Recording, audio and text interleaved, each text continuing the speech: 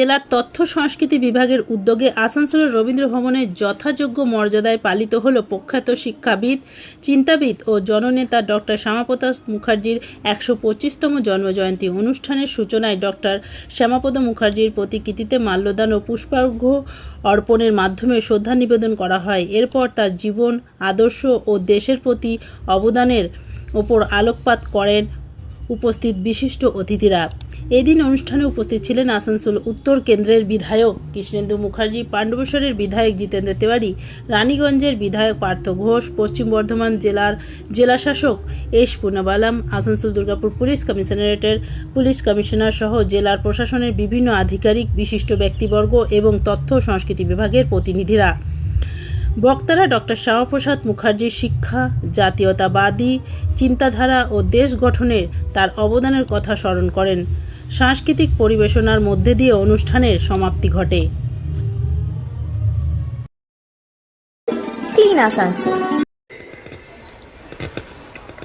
এই আমাদের আসানসোল রবীন্দ্র ভবনে আমাদের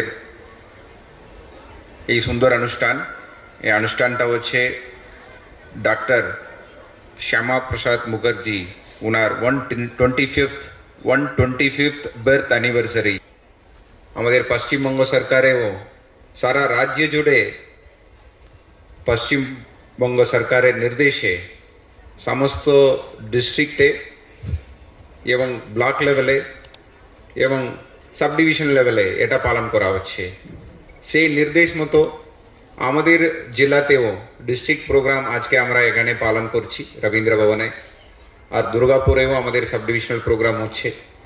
প্রতিটা ব্লকেও এই আমাদের ডক্টর শ্যামাপ্রসাদ মুখার্জির 125th বার্থ অ্যানিভার্সারি এটা পালন করা হচ্ছে। আর আজকের দিনে আমাদের পশ্চিমবঙ্গ সরকার ছুটির দিন বলেও ওনার সম্মানে আজকে ছুটির দিন ঘোষণা করেছেন।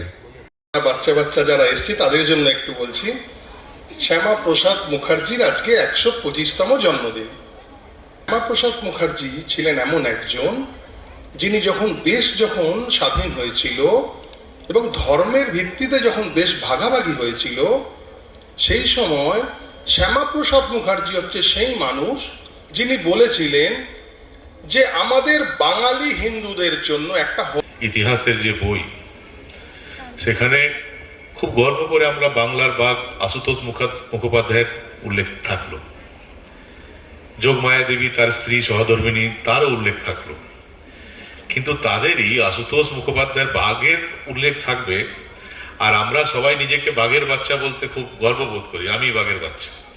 কিন্তু প্রকৃত অর্থে যেমনি বাঘের বাচ্চা ছিলেন তার উল্লেখ কিন্তু আর ইতিহাসের বইয়ে থাকলো না।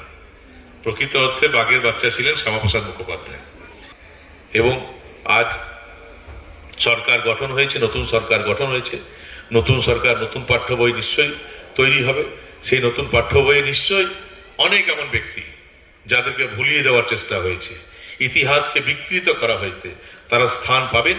এবং you all are very fortunate, এই এখন যারা ছাত্রছাত্রীরা আছেন তারা ভেরি ফরচুনেট যে আপনারা যে ইতিহাস পড়বেন সেই ইতিহাস কিন্তু বিকৃত ইতিহাস থাকবে না, সেই ইতিহাসই আমাদের দেশের প্রকৃত ইতিহাস থাকবে।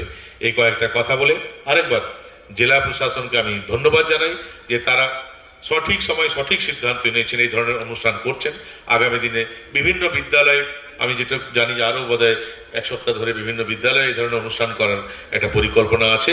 এবং আসুন সবাই মিলে আমরা আমাদের ইতিহাস, বিকৃত ইতিহাস জানবো না, প্রকৃত ইতিহাস জানার চেষ্টা করব এবং সেটা নিয়ে গর্ববোধ করব। Thank you.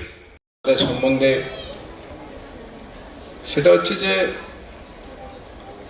ইতিহাসকে বিকৃতি করা হয়েছে।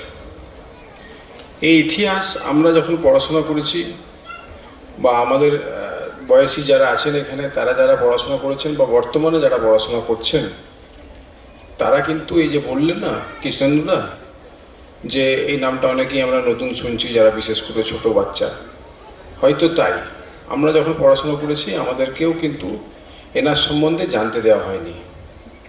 তো ইতিহাসকে এই যে বিকৃতি করা হয়েছিল, আজকে আমাদের যে নতুন সরকার এসছে, যারা ইতিহাস, অ্যাকচুয়াল ইতিহাস কি আছে, দেশের ইতিহাস, পশ্চিমবঙ্গের ইতিহাস কি আছে, সেটা নতুন পাঠ্য পুস্তিকা যেগুলো রিলিজ হবে বা সিলেবাস যা রিলিজ হবে, আমাদের যা পরবর্তী যা আমাদের স্কুলে যা পড়াশোনা করা হবে তার মধ্যে অ্যাকচুয়াল ইতিহাস কি আছে, পশ্চিমবঙ্গের কি ইতিহাস আছে, আমাদের ভারতবর্ষের কি ইতিহাস আছে, সেটার রিফ্লেকশন অবশ্যই আসবে।